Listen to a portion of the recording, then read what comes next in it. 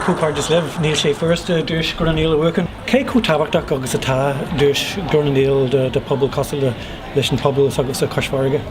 Tá sé fíor hábhachtach. Tá an tentas sinné an príomhdhuais go bhfuil muid an tentas ar an nabaid atá á dhéanainn agus déar an mis ríist bhí daoine a gabaidin sin a bhád romsa agus nó más op sin nó son sin frisin tá sé aonach go fríú an dúis mar tá Cumann Forbartha Chois Fharraige 10 bliain a gabaid i ggéire an teanga a chuineál beo agus i ggéire í chuineál beo a táid a lár na hUiginn.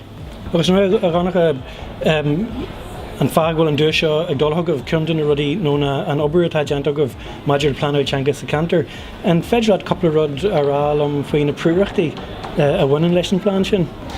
Well, tá plan choirlaí chéilearing agus is tócha ceann an rudí is tócha meach mit a choranmhéimar na cuasaí oíche agus gníon fi onad a chorar fáil sa geantar agus go dibhinn gáinad a chorar fáil sa geantar mar tá ceanta Chois Fharraige faoin blean teanga tá sé anmhuar a fad. Ina bhéach an óige tíochtla chéile agus mar a féidir le dhéanamh bhínáta chéile agus sin rud amháin atá muid ag chur anmhéimar. Cumáile sin tá muid a chur béimar cuasaí a dachais ach tá muid freisin a ggéar Gaillimh Lochlainn i gceantar. Is go dtí dí siúd, céiríonn lochatá leis an teanga agus gur meach se go mád an Lochlainn go núsáid leis an teanga le cuairteoirí go speisialta. Tluismid gearán is ríist ó beidir cuairteoirí a hagann ar cuairteigh an geantar agus hen siad isteach agus beidir nach méall nach chuig gaigh na háite chub freighrí tréméirliad agus tá méid gur Gaillimh Lochlainn a heaspáin go. Look, ní sin go mád a chud gó agus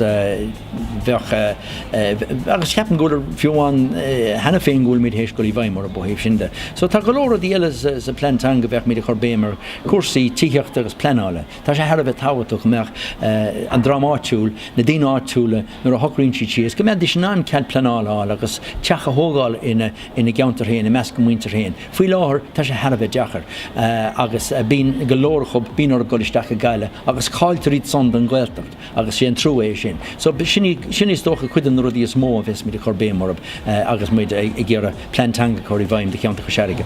Mai sé bhaintach cin tá searm leis an Bronnta hartanis be daine ar tabal go luas ar bhfuilm sé bh conneol, bud chuig mé seo bud sé bh buint solta as an ihe. Tá sé chear cían ar fad. Ní agus chamarráta sé fíoraigeí agus tá sé is deisró é méid seo daoine eáil ó coistí éagsúla ar fud na tír agus tá agsúil go mór go speisialta chuidan na grúpaí ó an túisceart sí slób mar tá go leor muide dhéanamh agus fálam na chéile agus bhálín nascaní a chrothú leis chuidan na grúpaí an túisceart sa gcuis go bhéach muide daoine óga a thuirta thua le go bheiceadí sin an spirit agus an dígur seohanan sa Lochlainn ó thua agus Lochlainn ó thua tíocht an nuas agus go bheiceadí céimar atá an Gaeltacht agus agus cé go beo atá an Gaeilge san Gaeltacht fós. Tá muide chaintear í stoppa ó bheith coolú ach tá sí an bheo fós agus tá muide gurí chuineáil mar sin.